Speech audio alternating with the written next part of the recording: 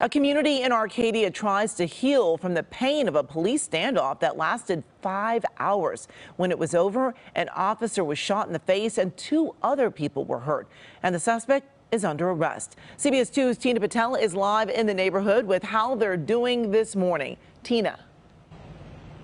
Well, Amy, you can see that the investigation is still going on at this hour. There is a 47-year-old man who lived in the home who is now in custody on $1 million bail, but investigators are not releasing his name or saying what they think led up to the shooting that put several innocent people in the hospital.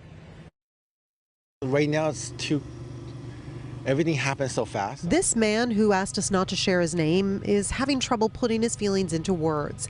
Last night, his 80-year-old father was watching his 4-month-old grandson when he was struck in the face by a stray bullet that flew through the front window of his home.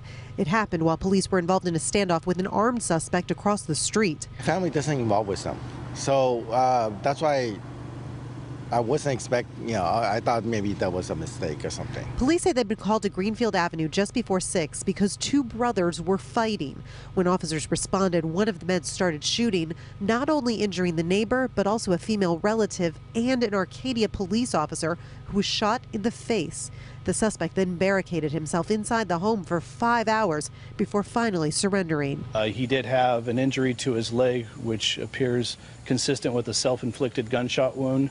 The suspect was transported to a local hospital for treatment related to that wound. Investigators have not said what the original dispute was about or why it turned violent, but neighbors say they've seen officers at the home before. We heard of it.